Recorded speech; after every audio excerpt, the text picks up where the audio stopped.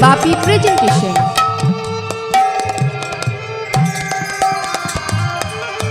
হে চির বাঞ্ছিত করোনা বাঞ্ছিত, হে চির বাঞ্ছিত আমায় করোনা বাঞ্ছিত, অভাগিনী রেখো স্মরণে, ঠাঁই পাই তব চরণে, যেন ঠাঁই পাই তব চরণে,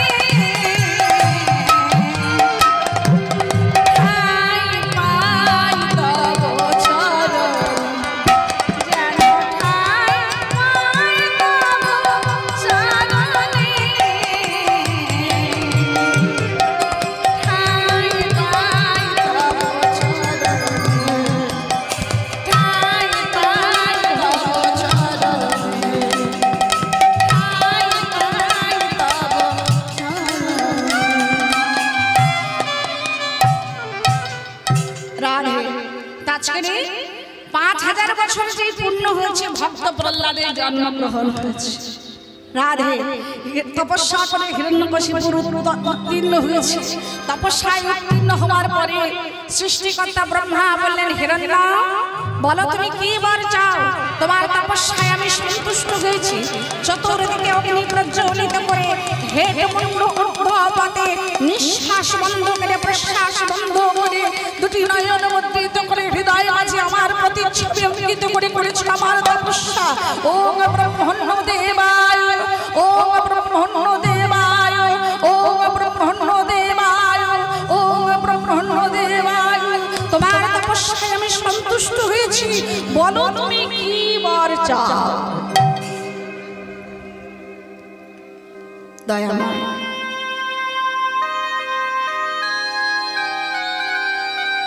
আপনারা ভালোবেসে আমার গান শুনে, আমার একটা গোপাল আছে, একটা নয় দুটো, একটা নাম ঘেটু আর একটা নাম গোপাল।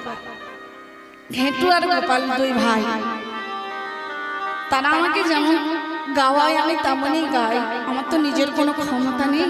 বাজিকরের খেলা, যেমন বাজায় তেমন বাজি, যেমন চালায় তেমন চলি, যেমন নাচায় তেমন নাচি। কিন্তু যদি না চায় আপনাদের মতো সাধুগুরু বৈষ্ণবের চরণ ধুলি ছাড়া আমার আর ভগবানের উপায় নাই।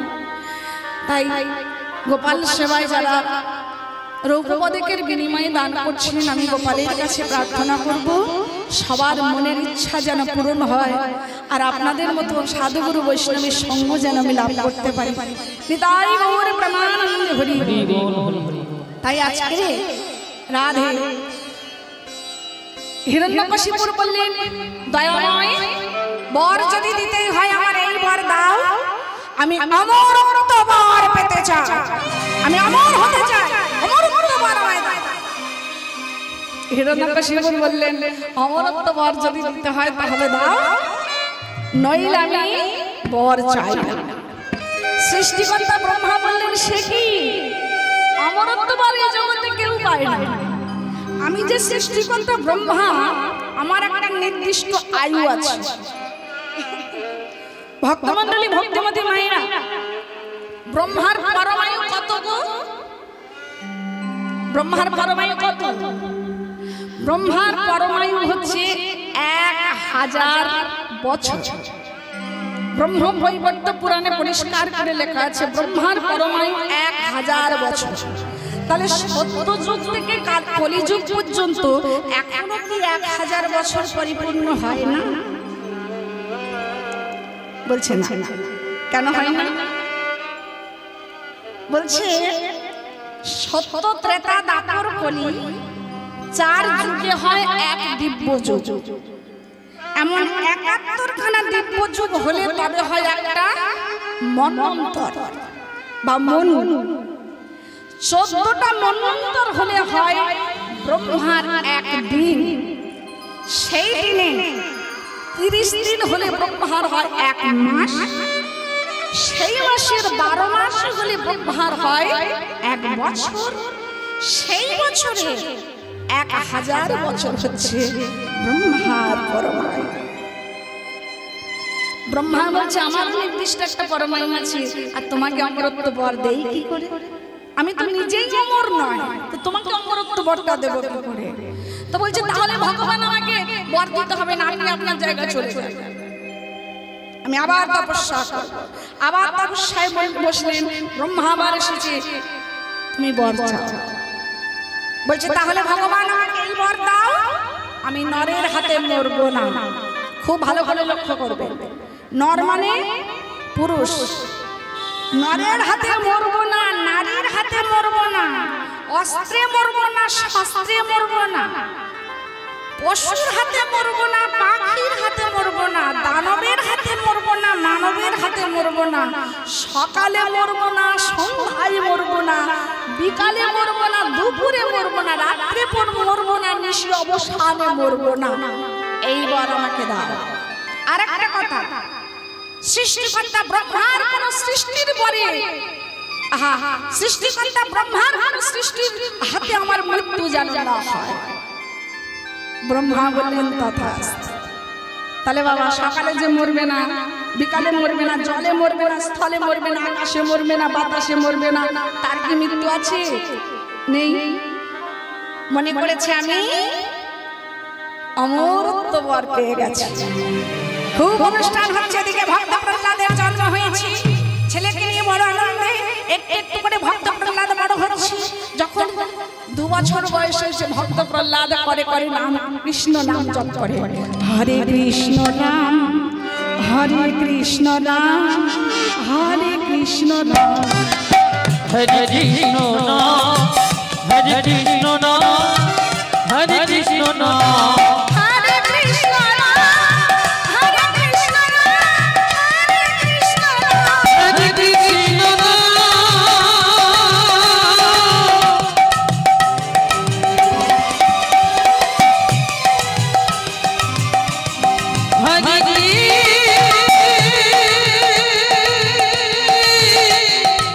হরে কৃষ্ণ নাম, কৃষ্ণ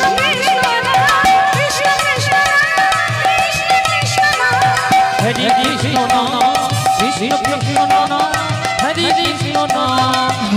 কৃষ্ণ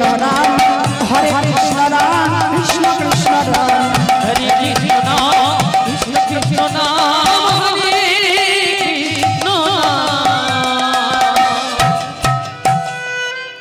অকাল কুষ্মাণ্ড তোরা তোমার স্পর্ধা আমার সম্মুখে দাঁড়ায়, আমার চিরশত্রু যে আমার পিতাকে হত্যা করেছে, যে আমার ভাতৃসমান পিতাকে হত্যা করেছে, সেই হত্যাকারীর নাম তুই আমার সম্মুখে জপ করিস। আছিস এই অবাধ্য সন্তানকে সাহস করতে গেলে ওকে গুরু গৃহে পাঠাতে হবে নির্বাসন। যা গুরু গৃহে দিয়া। কোন গৃহে গেলেন?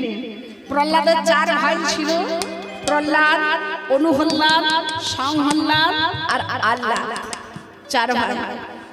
প্রহ্লাদ ছিল সবার ছোট, যে ছোট হয় সে যে বড় হয়, সে কিন্তু বাবা মায়ের সব থেকে আদরে হয়, তাই না? রাধে রাধে, কিভাবে তাই না? যে ছোট আর যে দুষ্টু সন্তান হয়, যে ভালো সন্তান হয়, এই দুটো সন্তানের প্রতি বাবা মায়ের একটু বেশি নজর থাকে, তাই না? এখন ছোট সন্তান দুষ্টু, শত্রুর নাম করছে, তাই গুরু গৃহে দিয়ে এসেছে। গুরুটাকে প্রহ্লাদের গুরুমশার নাম কি? শাণ্ডিল্য মুনি। গুরুদেব আর গুরু মশাই দুটো কিন্তু আলাদা, আমরা গুলিয়ে ফেলি, তাই না? গুরুদেবকে গুরুদেব দেবতার সঙ্গে তুলনা করা হয়েছে। গুরুদেব তিনি হলেন আমার দীক্ষা গুরু। অজ্ঞানের পথ ভুলিয়ে দিয়ে যে জ্ঞানের আলো দেখায়, ব্রহ্মলোকের আলো দেখায়, ব্রহ্মের সন্ধান দিতে পারে, সেই হয় গুরুদেব। अज्ञान तिमिरन्धस्य ज्ञानाञ्जन शलाकया चक्षुर्मीलितं येन तस्मै श्रीगुरवे नमः। जगन्नाथर आधार दूर করে দিয়ে পরম ব্রহ্মের সন্ধান দিতে পারে সে হয় গুরু। তাহলে যে দীক্ষা দেয় সে আমাদের গুরু দেব, যে লেখাপড়া শেখায় সে আমাদের গুরু মশাই। তাহলে গুরু মশাইয়ের পাঠশালায় গেল রাধে, গুরু মশাইয়ের পাঠশালায় গুরুদেব শাণ্ডিল্যমণি, গুরু মশাই শাণ্ডিল্যমণি প্রথমে কে শিখায় অ আ ক খ স্বরবর্ণ, তাই না? তারপরে ব্যঞ্জন বর্ণ শেখায়। তো ব্যঞ্জন বর্ণ শেখাতে গিয়ে যে ক অক্ষরটা স্লেটের উপরে লিখে দিয়েছে সেই ক অক্ষর দেখে ওইটুকু বাচ্চা ছেলে আমার কেঁদে কি বলে কাঁদলো গো। কাঁদে কমলা কান্তি কমল লোচন, কমল লোচন দৈতানি কৈঠা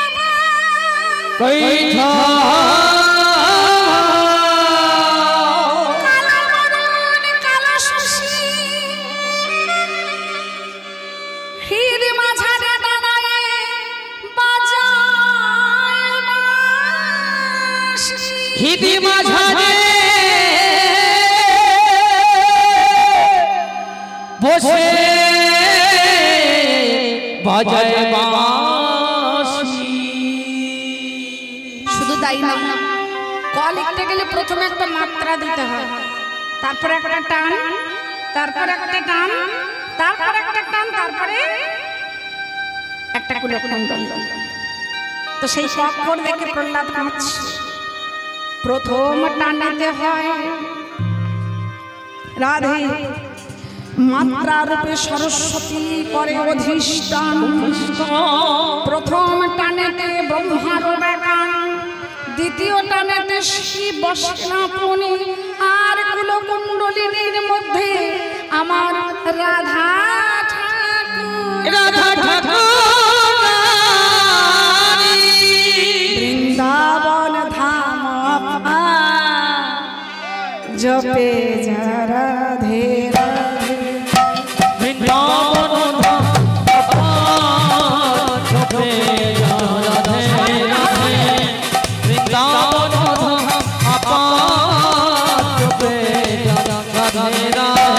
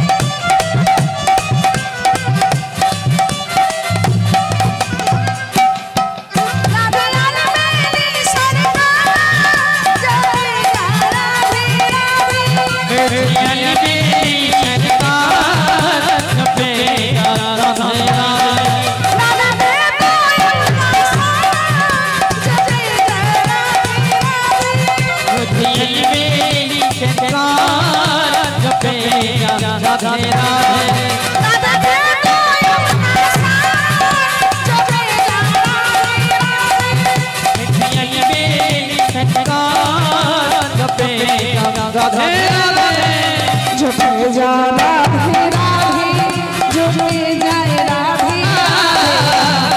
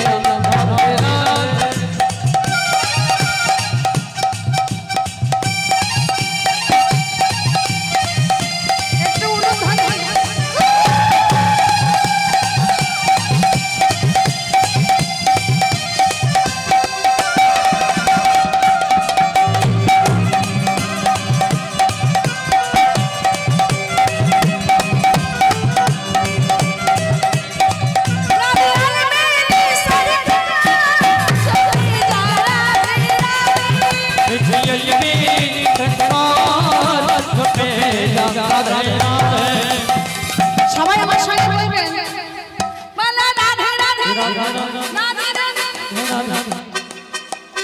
পিছনে হাত উঠছে না, হাতে ব্যথা নাকি?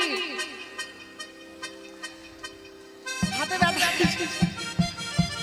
এবারে পিঠে খেয়েছেন, রসবড়া পিঠে, চালের পিঠে খেয়েছেন? ডালের পিঠে।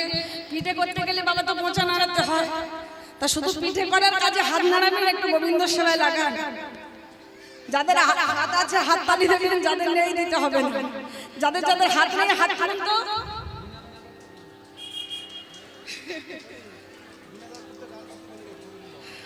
তাহলে সবাই একসঙ্গে। যাদের হাত নেই তারা হাত তুলেছে। এবার আমার সঙ্গে বলো, রাধে রাধে রাধে রাধে রাধে রাধে রাধে রাধে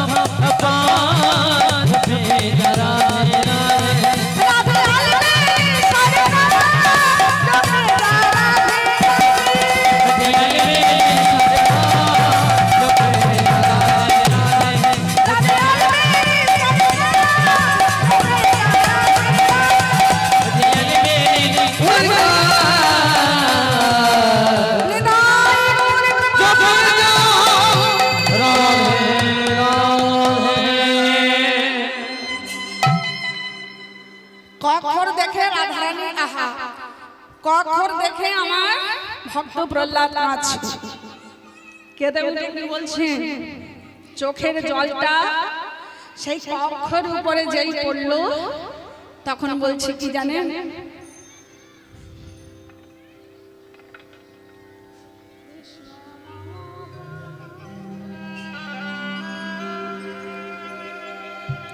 কক্ষর থেকে কাঁদছে, কি বললেন?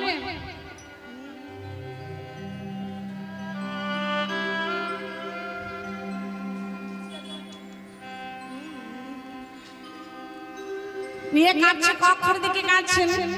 কৃষ্ণ মম প্রাণ, কৃষ্ণ মম ধন, কৃষ্ণ হয় মোর সখা, যেদিকে নেহারি কৃষ্ণময় দেখি,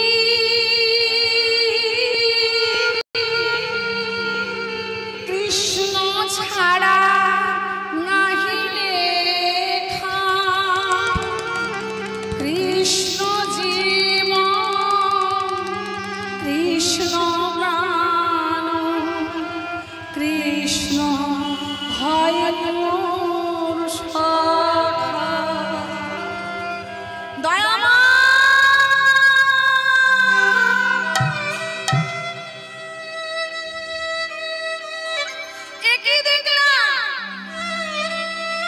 কৃষ্ণ নামের মধ্যে কয় অক্ষরের মধ্যে আমার কৃষ্ণকে আমি যে দেখতে পাই।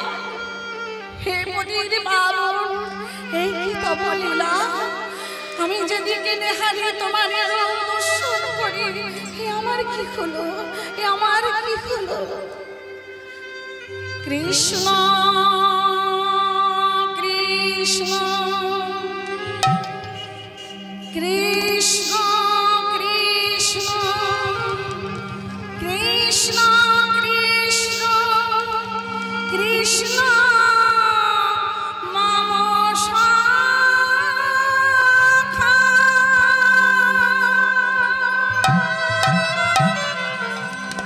গুরুদেব, তুমি আমার কৃষ্ণকে দেখেছো, তুমি আমাকে কৃষ্ণকে দেখেছো, সেই পতিত পাবন হরিকে তুমি দেখেছো। একটিবারের জন্য আমাকে এনে দেখো, আমার কৃষ্ণ কোথায়। নামটি তোমার পতি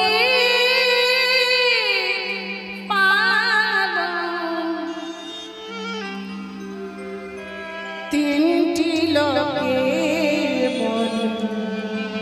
বলে নামটি তোমার পতির পাবন। তিনটি লোকে বলে এ অধমে মিলবে কিয়া, এ অধমে মিলবে কিয়া চরণ পাদ তলে। নামটি তোমার পতির পাবন। তিনটি লোকে বলে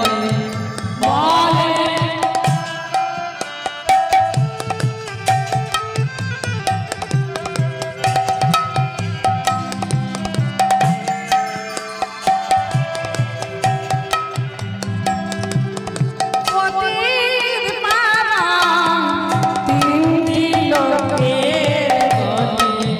বলে নামটি তোমার, নামটি তোমার, নামটি তোমার। দয়াময় কেঁদে উঠল ছোট্ট প্রহ্লাদ। প্রহ্লাদকে বারবার করে গুরুদেব বলছে, প্রহ্লাদ বল কালী কালী মহাকালী, কালী কালী মহাকালী। প্রহ্লাদ বলছেন, কয়তে কৃষ্ণ, কয়তে কমল লোচন, কয়তে কালো শশী, হৃদয় মাঝারে বসি বাজায় বংশী বাঁশি। হা করে কেঁদে উঠল।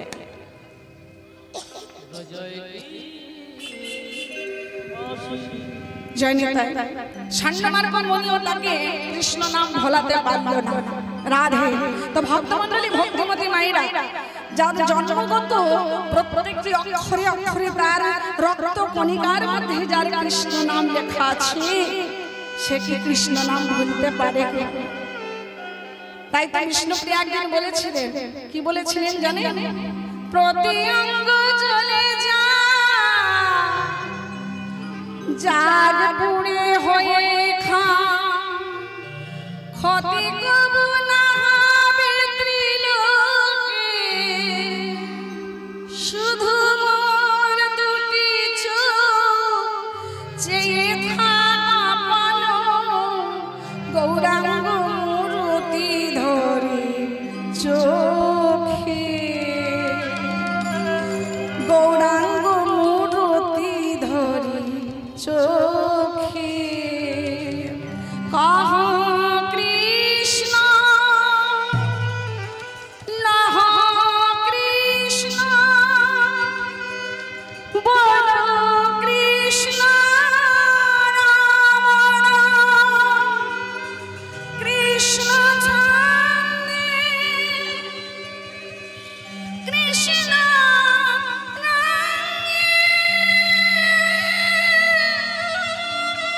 কৃষ্ণ কৃষ্ণ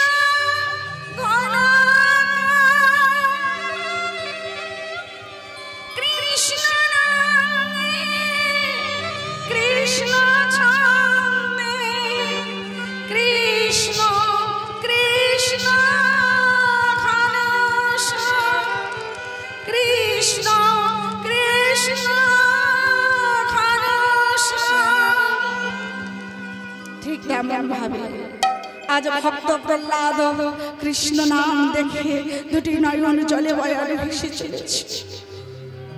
সান্ডিল্য মুনি বারবার বলছে না কতে কৃষ্ণ কতে খগবাহুর, আমি ভুলতে পারবো না তার শ্রীচরণ। একটিবার দেখা দাও, একটিবার দেখা দাও কমললোচন, একটিবার দেখা দাও তুমি পদ্মসর। সান্ডমার মুনি বললেন তো মহোদয় না, একে তো এখানে রাখা যাবে না, সে আমার বরদান যাবে। তাই প্রহ্লাদকে কাঁধে নিয়ে আজ চলেছেন প্রহ্লাদের পিতা হিরণ্যকশিপুরের রাজসভা। হিরণ্যকশিপুর মহারাজ কি জয়, হিরণ্যকশিপুর মহারাজ কি জয়, হিরণ্যকশিপুর মহারাজ কি জয়। জয় ধ্বনি দিতে দিতে এসে দাঁড়িয়েছে প্রহ্লাদ। যাও তোমার পিতার কোলে রাজ সিংহাসনে বসে আছেন হিরণ্যকশিপুর। আর হিরণ্যকশিপুরের কোলে উঠলেন প্রহ্লাদ। কোলে বসে প্রহ্লাদকে বলছে, প্রহ্লাদ তুমি কি শিখেছো গুরুগৃহে? ওই আমাকে শোনাও দেখে, আমাকে শোনাও দেখে। প্রহ্লাদ গিয়ে উঠলেন, কুঞ্জ বিহারী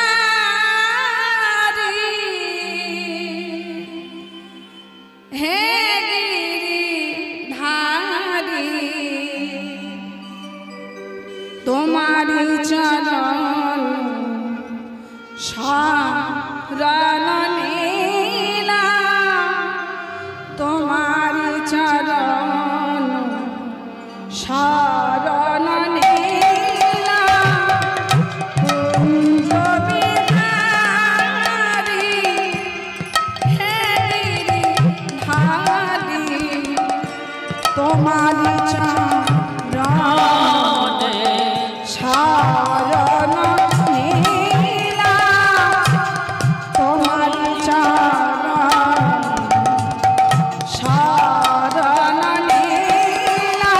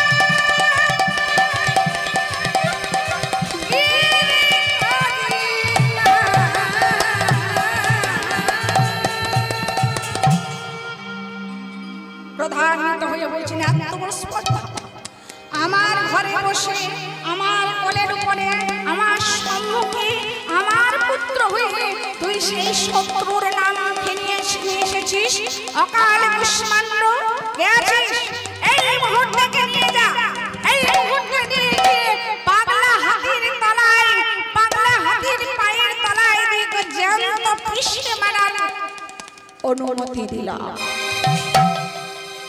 পাগলা হাতির পদতলে প্রহ্লাদের মৃত্যুদণ্ডের আদেশ দিলে। রাধে ভক্তমণ্ডলী ভক্তবতী মায়েদের কাছে একটা প্রশ্ন, মত্ত হাতি পাগলা হাতি প্রহ্লাদ নাকি মারতে পারবে? কি গো পারবে? চলুন দেখা যাক। মহারাজা হিরণ্যকশিপুরের তার আদেশের জোর বেশি, পাগলা হাতির পদপৃষ্ঠের জোর বেশি, না প্রহ্লাদের ভক্তির জোর বেশি? চলুন দেখা যাক। রাধে পাগলা হাতিকে মদ্যপান করিয়ে রাজসভায় এসে হাজির করিয়েছে। রাধে প্রহ্লাদকে কোল থেকে ছুঁড়ে ফেলে দিলেন পাগলা হাতির পদতলায়। আর সেই পদতলে বসে বসে প্রহ্লাদ আমার গেয়ে উঠলেন, হে ভব ভঞ্জন নাম নিরঞ্জন আনন্দ নবঘন আনন্দ নবঘন হে রাধারমণ নাম নিরঞ্জন আনন্দ নবঘন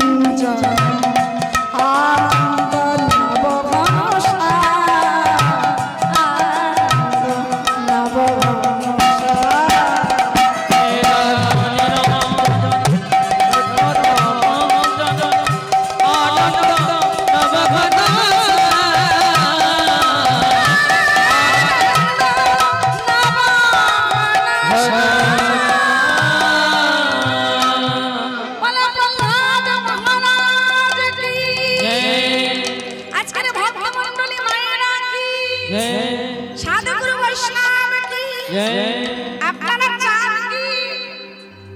আপনারা চান কি? তো বলে জয়। এটা প্রশ্ন, শেষের এটা প্রশ্ন। আপনারা চান কি? কি চান আপনারা? আপনারা কি চান যে প্রতি বছর এই অনুষ্ঠানটা হোক? আমি এই হরিবাসরে বহু বছর আগে এসেছিলাম, আপনাদের মনে আছে? তখন আমার সবে মাত্র বিয়ে হয়েছে, আজ থেকে 15 বছর আগে। আমার মনে আছে, বাসরটা দেখে মনে হয়েছে। রাধে। তা আপনারা চান কি যে এই হরিবাসরটা আরো যুগ যুগ ধরে থাকবে? কারা কারা চান একবার হাত তুলুন তো। সবাই চায়। আচ্ছা, চায় না কে কে? তারা একবার হাত তুলুন দেখে। চায় না কারা কারা? সবাই চায়। দেখুন বাবা, এত বড় অনুষ্ঠান চালাতে গেলে আমাদের পরমার্থ পেতে গেলে অর্থের প্রয়োজন, তাই না? এই হরিনাম আপনারা আস্বাদন করতে এসেছেন, এটা হচ্ছে পরমার্থ। তাহলে পরমার্থ আস্বাদন করতে গেলে অর্থ, টাকার প্রয়োজন। টাকা না হলে কিছু হয়। আমাদের মতো কীর্তনিয়ারা, অনেক কীর্তনিয়ারা আসে 45,000, 40,000, 60,000 টাকার কম আসবে না। আমি মানছি যে কীর্তন শিখতে গেলে প্রচুর সময় দিতে হয়, প্রচুর কষ্ট করতে হয়। একটা পালা তুলতে গেলে মিনিমাম 3 থেকে 4 মাস সময় লাগে। তার সুর দেওয়া, শাস্ত্র ঢোকানো, তাতে সংস্কৃত ভাষা দেওয়া, তাতে তাল দেওয়া, বড় বড় তাল, বড় বড় লয় দেওয়া, সেই স্ক্রিপ্টটা মুখস্থ করা, সঙ্গ পরিষদে যারা থাকে তাদেরকে সঙ্গে নিয়ে সেটা আবার নূতন করে তৈরি করতে। একটা পালা তৈরি করতে গেলে মিনিমাম 3 থেকে 4 মাস সময় লাগে। একটা কথা দিলে তো পালা তৈরি হয় না, সেই পালার ভিতরে বিভিন্ন রকম গ্রন্থ পাঠ করতে হয়।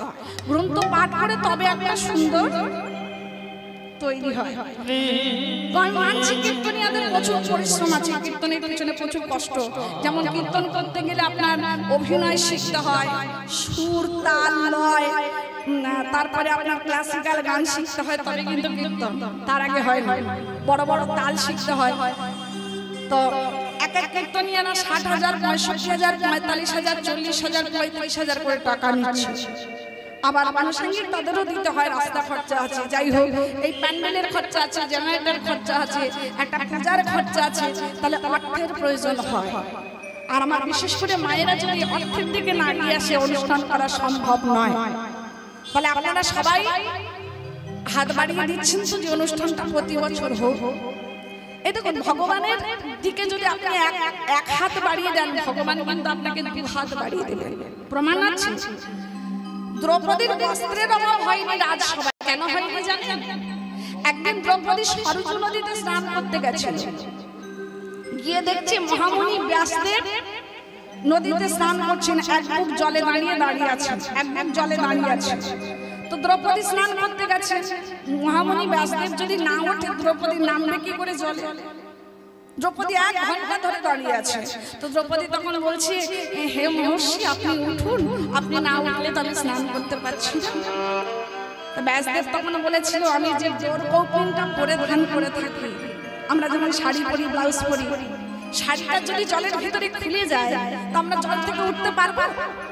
তেমন সাধুরা জোর কৌপিন পরিধান করে। তো বলছে, জোর কৌপিনটা জলে স্রোতে ভেসে গেছে, তাই আমি উঠতে পারছি না।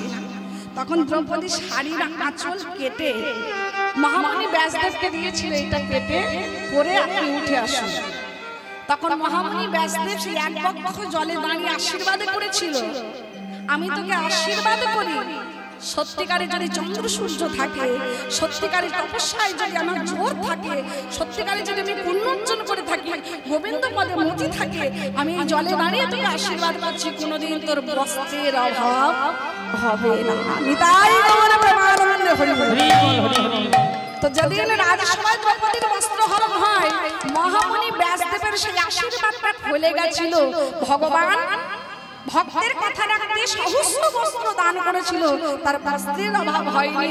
ভগবান বললেন, যে করে আমার আশ তারে করি সর্বনাশ, তবুও সে যদি না ছাড়ে আমার পাশ, আমি হই তার জন্মে জন্মে দাসী। যে আমাকে 1 মুষ্টি ভিক্ষা দেয়, আমি তাকে 4 মুষ্টি ভিক্ষা দিই। তুমি যদি আমাকে 1 টাকা দাও, আমি তোমাকে 1000 টাকা, 1000-এর হাজারের টাকা দেব। এই মায়েরা কমিটির বাবারা আপনাদের কাছে যাচ্ছেন, আপনারা সহযোগিতার হাত বাড়িয়ে দেবেন, কেউ খুচরো পয়সা দেবেন না, কারণ কয়েনটা যত শক্ত হবে উপরে যাওয়ার রাস্তাটা তত শক্ত হবে, যত নরম নরম দেবে রাস্তাটা মোলায়েম হবে। কারণ 1 টাকা দেখা যায় অনেকে যে 1 টাকা ছোট 1 টাকা চলে না, সেগুলো গোবিন্দ সেবায় দিয়ে দেয়, তো সেগুলো নিয়ে কি করবে বলুন? রাধে। তাই আপনারা কোনো শক্ত জিনিস দেবেন না, যা দেবেন নরম নরম, যার মনে যা চায়। অনুষ্ঠানটা পরবর্তী সময় যুগ যুগ ধরে যাতে থাকে, আপনারা সবাই সহযোগিতার হাত বাড়িয়ে দেবেন। নিতাই গৌর প্রেমানন্দ হরি বল।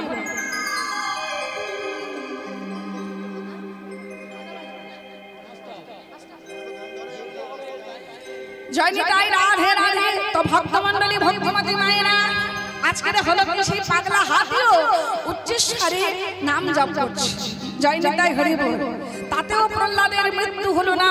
পাগলা হাতি কৃষ্ণ নামের গুণে, নামের কৃপা পেয়ে আজ প্রহ্লাদের মতো ভক্ত সঙ্গ পেয়ে সেও বৈষ্ণবে পরিণত হয়ে গেল। আয় কে আছিস? পাগলা হাতির পদমিষ্টে যখন প্রহ্লাদের মৃত্যু হলো না, ওকে জ্বলন্ত অগ্নিকুণ্ড মাঝে নিক্ষেপ কর, আমি নানাইয়ে নানাইয়ে দেখব ওর মৃত্যু। জ্বলন্ত অগ্নি নির্মাণ করেছে, চিতা নির্মাণ করেছে। চিতা নির্মাণ করে হিরণ্যকশিপুরের একটা বোন ছিল, যার নাম হচ্ছে, আমার বাবারা অনেকে জানেন, কি গো? হিরণ্যকশিপুরের বোনের নাম কি? হোলিকা। হোলিকাকে ডেকেছে, হোলিকা তুই তো ব্রহ্মার বলে বলিয়ান হয়েছিস। ব্রহ্মার তপস্যা করেছিল হোলিকা, তাই ব্রহ্মা একটা চাদর দিয়েছিল হোলিকাকে, যেই চাদরটা যতক্ষণ তোর অঙ্গে জড়ানো থাকবে ততক্ষণ তোর অঙ্গে আগুন লাগবে, আগুন স্পর্শ করতে পারবে না। তো হোলিকাকে ডাকলো, হোলিকা প্রহ্লাদ তখন ছোট, যদি চিতা দেখে ভয়ে পালায়, তাই ওই বজ্র সম চিতার উপরে তুই ওকে কোলে নিয়ে বসবি, আর ওই চিতাতে অগ্নি প্রজ্বলিত করে দেবে, ওই অগ্নি প্রজ্বলিত করে দেবে, দাউ দাউ করে জ্বলবে, প্রহ্লাদ পুরে ভস্ম হয়ে যাবে, কিন্তু ব্রহ্মার বর দেওয়া ওই চাদর গায়ে জড়িয়ে থাকলে তোর অঙ্গ পড়বে না। তাই তুই যা, প্রহ্লাদকে নিয়ে ওই চিতার উপরে কোলে নিয়ে বস। রাধে।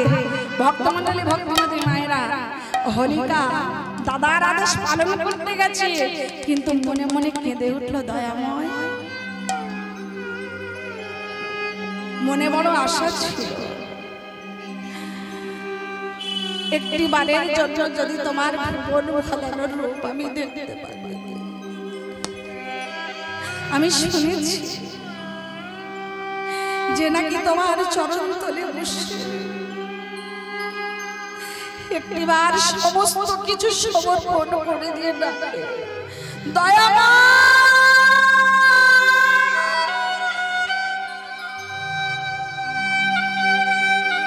একটি বারের জন্য তুমি তোমার এই চরণ তলে আমাকে তোমার চরণ সান্নিধ্য যে লাভ করে তার নাকি বৈকুণ্ঠ প্রাপ্তি হয়। আমারও মনে বড় আশা ছিল যে একটি বারের জন্য যেন তোমার চরণ তলে আমি বসে, কিন্তু সেই সৌভাগ্য তো হলো না। আমি জানি ভক্ত প্রহ্লাদ হচ্ছে আমার পারের কাণ্ডারি, তাকে যত কষ্ট দেব, যত যন্ত্রণা দেব, যত দুঃখ দেব, যত নির্যাতন দেব, প্রহ্লাদ যত কাঁদবে তুমি তাড়াতাড়ি তত চলে আসবে রাক্ষসগুলিকে উদ্ধার করার নিমিত্তে। হে দয়াময়, এই যদি তোমার ইচ্ছা থাকে, এই যদি তোমার লীলা থাকে, তবে তাই আমি বন্ধু ভাবে তোমাকে লাভ না করতে পারি, পতি রূপে তোমাকে লাভ না করতে পারি, সখা ভাবে তোমাকে লাভ না করতে পারি, অন্তত শত্রু ভেবে তো তোমার চরণ সান্নিধ্য লাভ করতে পারি। দয়াময় সত্যি সত্যি যদি মনে প্রাণে তোমাকে ভালোবেসে থাকি, সত্যি সত্যি যদি মনে প্রাণে তোমাকে পূজা করে থাকি, তাহলে একবারের জন্য তুমি এই অভাগিনীর ডাকে সাড়া দিও। এই চিতাই যেন আমার জীবনের শেষ চিতা, প্রহ্লাদ না পুড়ে যেন আমার দেহখানি পুড়ে খণ্ড খণ্ড হয়ে, কৃষ্ণ বিরহের জ্বালায় পুড়ে খণ্ড খণ্ড হয়ে তোমার ওই রাতুল চরণে তুমি আমাকে আশ্রয় দিয়ে দাও।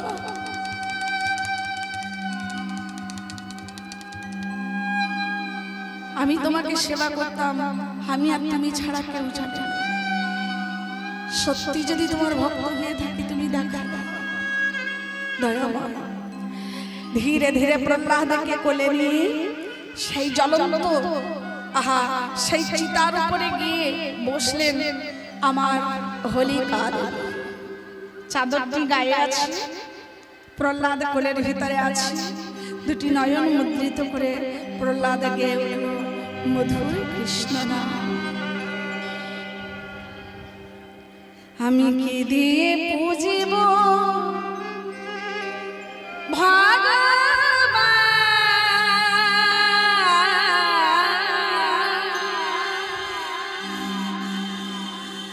ও গো তোমারে আমি কি দিয়ে পুজিব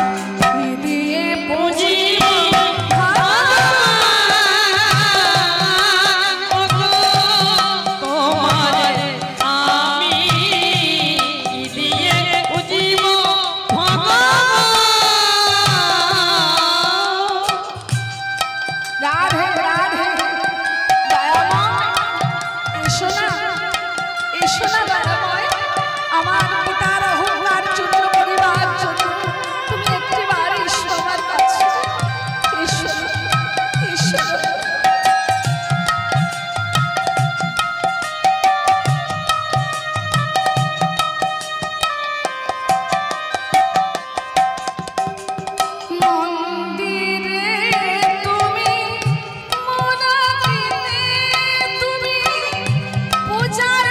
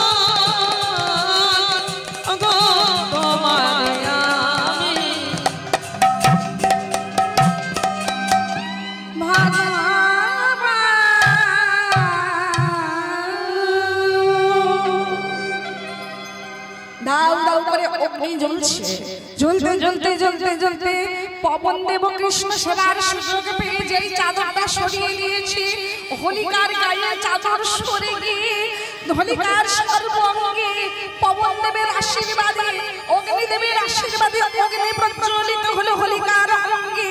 এমতো সময় চিৎকার করে বলে উঠলেন, দাদা দাদা আমাকে বাঁচাও, আমাকে বাঁচাও, আমার প্রাণ যে যায়, আমার প্রাণ যে যায়। শ্রী হরি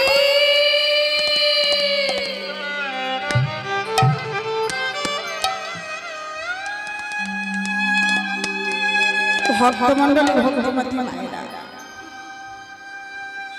হোলিকার শেষ ডাকটা কিন্তু হরিকেই ডাক, আর কাউকে ডাক।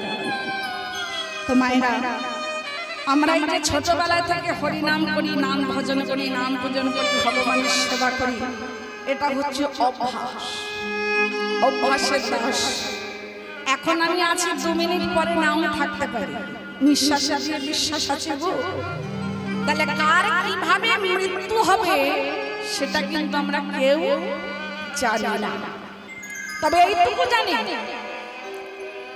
জন্মিলে মরিতে হবে, অমর কি কথা রবে, যে জন্ম নিয়েছি সে মরবে। কদিনের মধ্যে? 1 সপ্তাহের ভিতরে।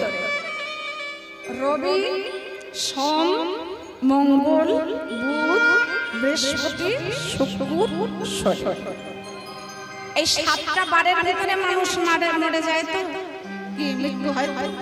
তাহলে 1 সপ্তাহের ভিতরে মৃত্যু হবে। কে কখন মরবে, কিভাবে মরবে, কবে মরবে, এটা কিন্তু আমরা কেউ জানি না। তাহলে সেই সময়টা যদি, মৃত্যুর সময়টা যদি ভগবানের নাম না করতে পারি, তাহলে তো আমার পরলোক প্রাপ্তি হবে না। তাই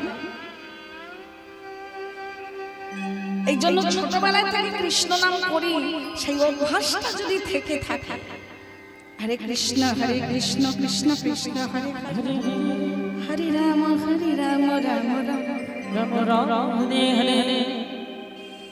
এই যে অনর্গল যে নামটা করছে, এই নামটা যদি জপতে থাকি তাহলে একটা অভ্যাস হয়ে যায়। আপনার সঙ্গে কথা বলছি, আমার মনের ভিতরে নাম চলছে।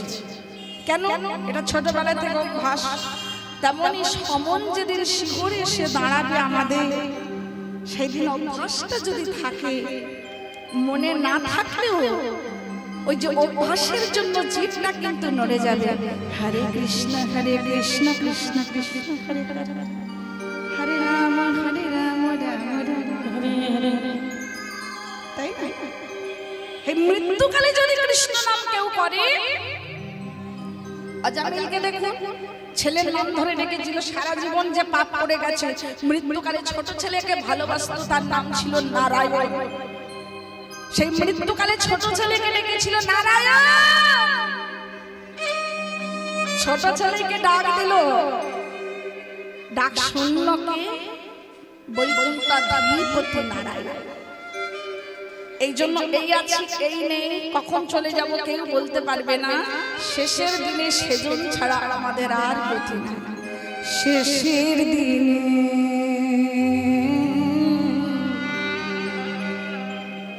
সেজন বিনে। একটা বাস্তব জগৎ দিয়ে বলি,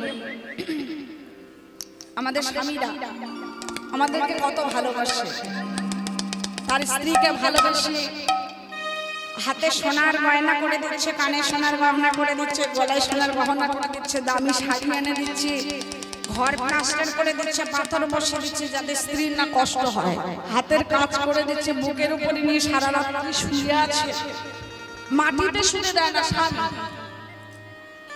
আর স্ত্রী কি করছে? সেই স্বামীকে ভালোবাসে, তার জীবনের সর্বস্বটুকু দিয়ে দিয়েছে। লজ্জা ঘৃণা ভয় 3 থাকতে নয়, যেটা নারীর ভূষণ, সেই লজ্জাটুকু পর্যন্ত স্বামীর চরণে অর্পণ করেছে। কিন্তু বাবা, সেই মৃত্যু দিনে আপনার সেই স্ত্রী স্বামীর সঙ্গে যাবে না, সেই স্বামী স্ত্রীর সঙ্গে যাবে, কে যাবে গ্যারান্টি দিয়ে বলতে পারে?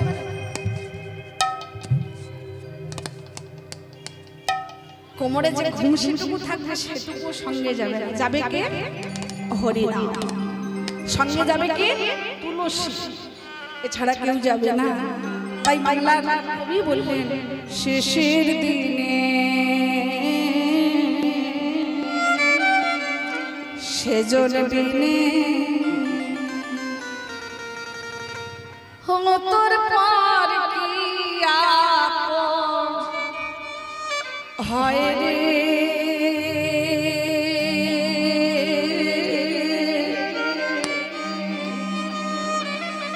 শেষের দিনে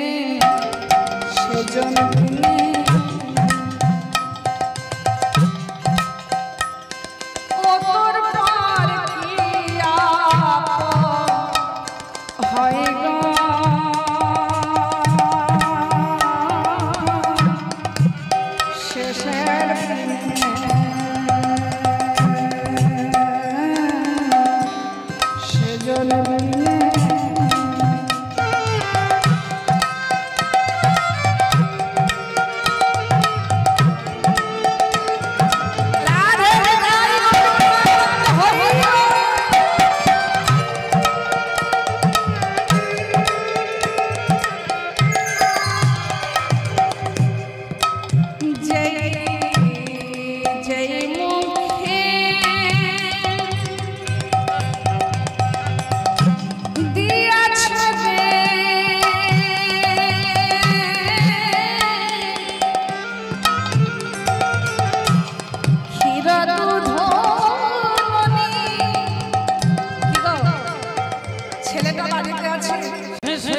মা বাবাকে কেউ খেতে দিচ্ছে সেইটুকু শাড়ি না চলে নিজে না খেয়ে নিয়ে এসেছে। আহা ছেলেটা বাড়িতে রয়েছে, মেয়েটা বাড়িতে রয়েছে, আমি খাওয়ার থেকে শেখে, তাই না? কিন্তু সেই ছেলে সেই মেয়ে কি করছে? মুখে আগুন জ্বালিয়ে দিচ্ছে। যে মুখে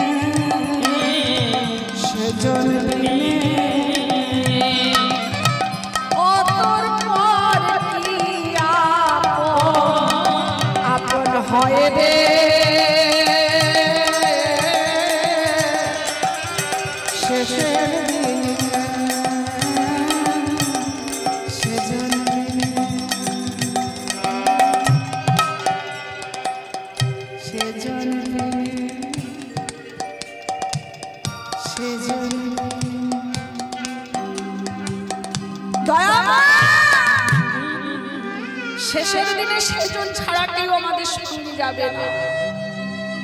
অতএব যে সঙ্গে যাবে, যে দুঃখে যার জন্য প্রাণটা কেঁদে উঠবে, আমার দুঃখে যে কাঁদবে, আমার সুখে যে হাসবে, তুমি তার নামটা একবার। এ জগতে আপনার কষ্ট হচ্ছে, যন্ত্রণা হচ্ছে, আপনার নারী ছেঁড়া ধন, আপনার সন্তানের গলাটা জড়িয়ে ধরে বলুন, আপনার কুটুম্বের গলাটা জড়িয়ে ধরে বলুন, তার কাছে একটা গল্প মনে হবে, কিন্তু জীবনটা তো আপনার কান্নাটা কে কাঁদবে জানেন? ভগবান। তার কাছে যদি কাঁদতে পারেন একটা বার, তার কাছে যদি দুপুরে চোখের জল আনতে পারেন, দয়াময় তুমি মিলিয়ে জগতে আমার আর কেহ নেই, দয়াময় তুমি ছাড়া আপন আমার আর কেহ নেই। তুমি ধর্ম, তুমি কর্ম, তুমি ইহকাল, তুমি পরকাল, তুমি জ্ঞান, তুমি বিবেক, তুমি সত্য, তুমি মিথ্যা, তুমি আপন, তুমি সেই ভগবান আপনার সঙ্গে কোনোদিন বেইমানি করবে না। মানুষ বেইমানি করবে, কুটুম্ব বেইমানি করবে, আত্মীয় বেইমানি করবে, কিন্তু ভগবানের কাছে বেইমানি পাবে না।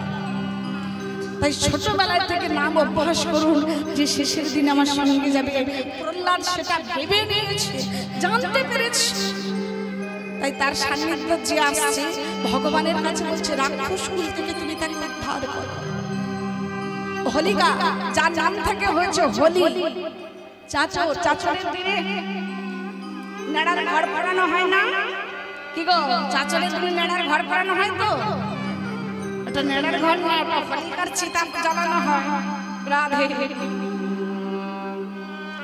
অশুভটাকে বিদায় দিয়ে শুভকে সূচনা জানায়, শুভকে স্বাগত জানায়, শুভটাকে ভক্তি, অশুভটাকে বিনাশ দেয়। নেড়ার ঘর পুড়িয়ে হোলিকাকে বিদায় করে হোলিকার আত্মাটাকে গ্রহণ করি আমরা। চাচরের দিনে এটা হয়, তাই হোলিকার নাম থেকে হোলির সৃষ্টি হয়েছে। তাতেও প্রহ্লাদের মৃত্যু হলো না। হিরণ্যকশিপুর বলছে, ওকে পাহাড়ের উপর থেকে নিচে ফেলে দে। পাহাড়ের উপরে যেই নিচেই ফেলে দিয়েছি, অমনি অনাদিরাদি ভগবান রাধারানীকে সঙ্গে নিয়ে ফুলের সজ্জা ধরে দাঁড়িয়ে আছে। ফুলের সজ্জা ধরে দেখো নারায়ণ যায়, প্রহ্লাদের তারা দিয়ে বক্ষ মাঝিলায়। ফুলের সজ্জা ধরে দেখো নারায়ণ যায়, প্রহ্লাদকে তারা লয়ে বক্ষ মাঝিলায়।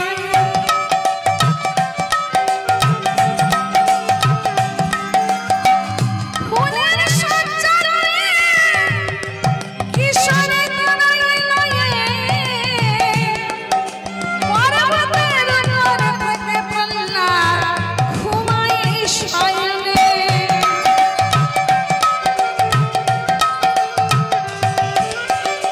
নিদ্রা ভঙ্গে নিদ্রিত বালক যেমন আছিল শয়নে, আমার নিদ্রা ভঙ্গ হয়ে প্রহ্লাদ চাহি চারি পারে।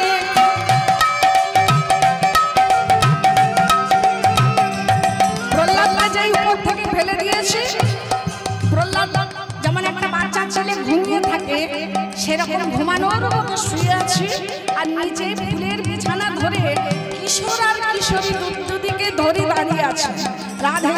প্রহ্লাদ যেমন নিদ্রিত বালকের মতো সেখানে গিয়ে সেই ফুলের বিছানায় পড়েছেন, আর ফুলের বিছানার উপরে পড়ে দুটি নয়ন আস্তে আস্তে মুদ্রিত করে উঠেছে। তাই পদকর্তা বললেন, নিদ্রিত বালক যেমন আছিল শয়নে, নিদ্রা ভাঙি চাহে প্রহ্লাদ চাহে চারি পানে।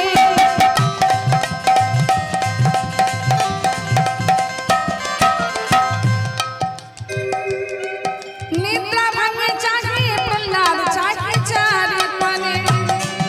প্রহ্লাদ বলে, গোবিন্দ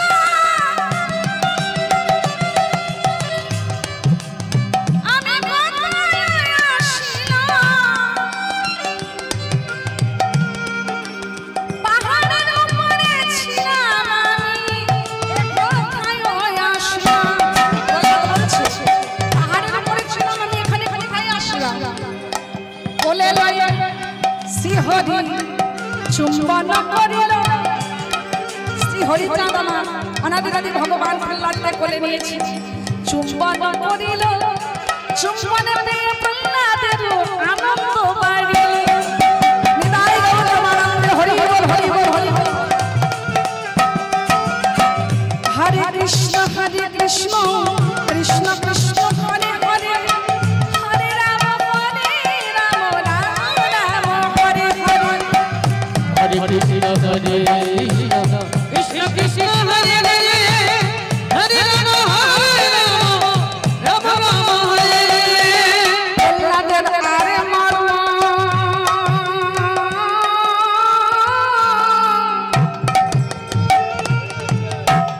মরণ হলো না গো।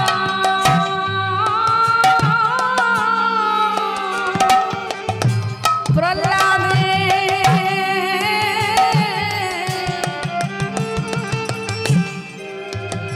প্রহ্লাদের আর মরণ হলো না গো। যে ভগবানের কল্পনায় ভগবানের স্পর্শে যে দেহখানি অমৃত হয়ে যায়, সে ভগবানের অধরামৃত পেয়েছে, চুম্বন করেছে, অমৃত থেকে অমৃতময় হয়ে উঠেছে। তার কি আর মৃত্যু থাকতে পারে গো? রাধে অমৃতময় হয়ে উঠেছে নিতাই গৌর প্রেমানন্দ হরি বল। তাই প্রহ্লাদের আর মরণ হলো না গো।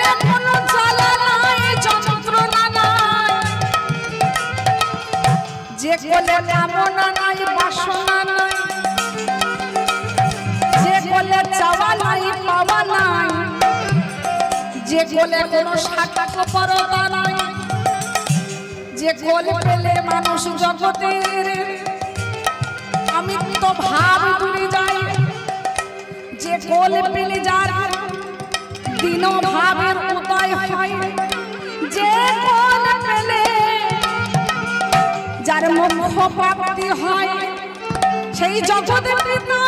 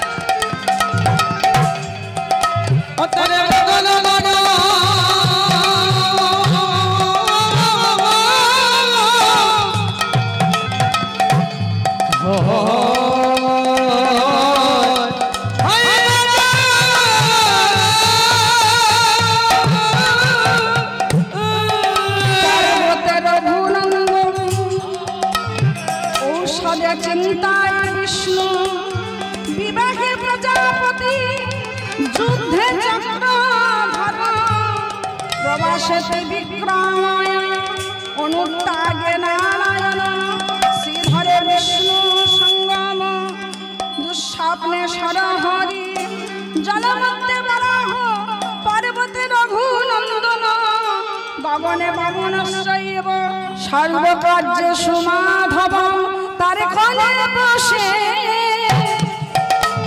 তার আর মৃত্যু হলো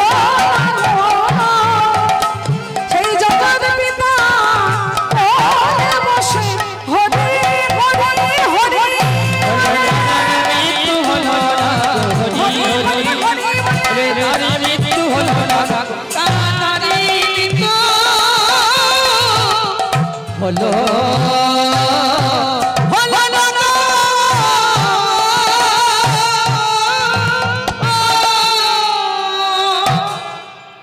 হরি নামের জোরটুকু দেখেছেন বাবা? আশ্রয় করিয়া ভজে তাহারে কৃষ্ণ নাহি তেজে, আর সবে মরে অকাল। রাখে হরি মারে কে? যে হরিকে রাখে, হরির নাম যে গুণকীর্তন করে, হরির চরণ যে সাধন ভজন করে, হরির চরণে যে মনে প্রাণ সঁপে দিয়েছে, তাকে কি কেউ মারতে পারে? রাখে হরি, হরিকে রেখেছে, তার মৃত্যু না। আবার রাখে হরি মারে কে? হরি যাকে মনে মনে চিন্তা করে যেখানে রাখা উচিত, তাকে পৃথিবীর এমন সাধ্য নেই কেউ মারে। মীরাবাইকে বিষ দিয়েছিল, প্রসাদ ভেবে বিষ দিয়েছিল, সে কি বলেছিল? রাধে প্রহ্লাদকে বিষের পেয়ালা দিয়েছি, বিষের পেয়ালা, কয়াদুর হাত থেকে বিষের পেয়ালা দিয়েছি, যা কয়াদু এই বিষের নাড়ু খাইয়ে প্রহ্লাদকে মা। কারাগারে বন্ধ করে রেখেছে, কয়াদু নিয়ে গেছে বিষের পেয়ালা। কিন্তু ভগবান প্রহ্লাদের বেশ ধরে আগের দ্বারে এসে দাঁড়িয়েছে। মাতে যা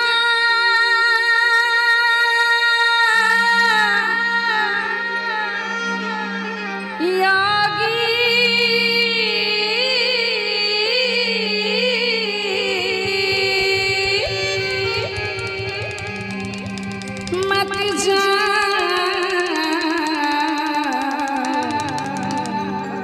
যোগী যা মাতে যা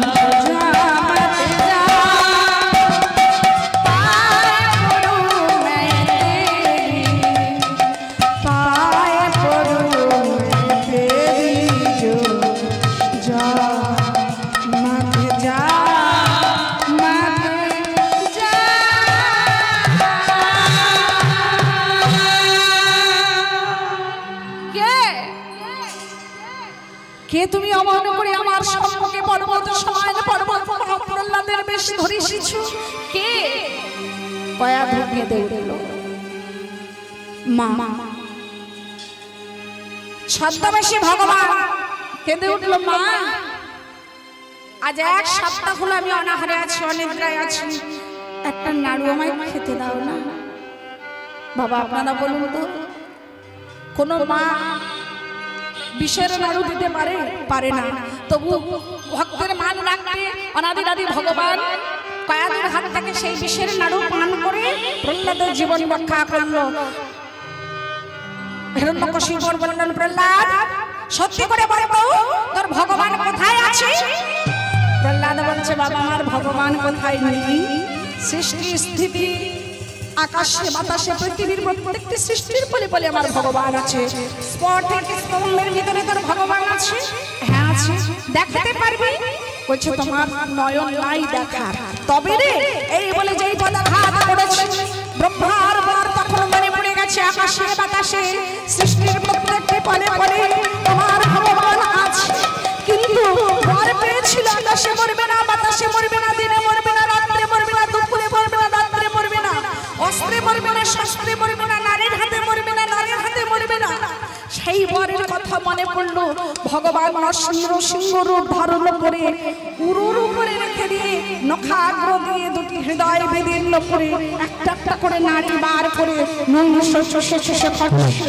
রক্ত চষে চষে খাচ্ছে চতুর্দিকে সমস্ত পৃথিবী ধর ধর শব্দে কাটছে এই রূপ দর্শন করে প্রহ্লাদ অচৈতন্য হয়ে পড়ে গেলেন চেতনকারী চেতন বান করলেন প্রহ্লাদ বললেন দয়াময় তোমার এহানুরু তো বলছে তোমার পিতা এই বর চেয়েছিল, তাই আমি নিজের থেকে সৃষ্টি না পরশু না নর সৃষ্টি করে তোমার পিতার রক্ত চুষে চুষে খাচ্ছি, যে ভজন কতটা লুকানো আছে।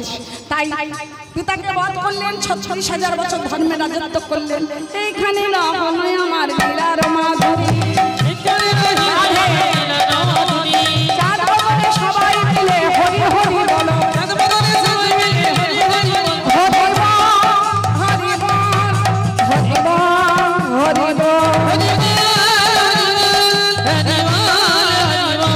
সবাই মুক্ত হস্তে দান করবেন, যার যেমন মনের বাসনা আছে সবাই আমাকে আশীর্বাদ করবেন।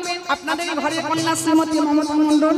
তবে মমতা মণ্ডল দুটো আছে, আমার বাড়ি হারোয়া উত্তর 24 পরগনা, আর আরেকটা আছে দক্ষিণ 24 পরগনায়।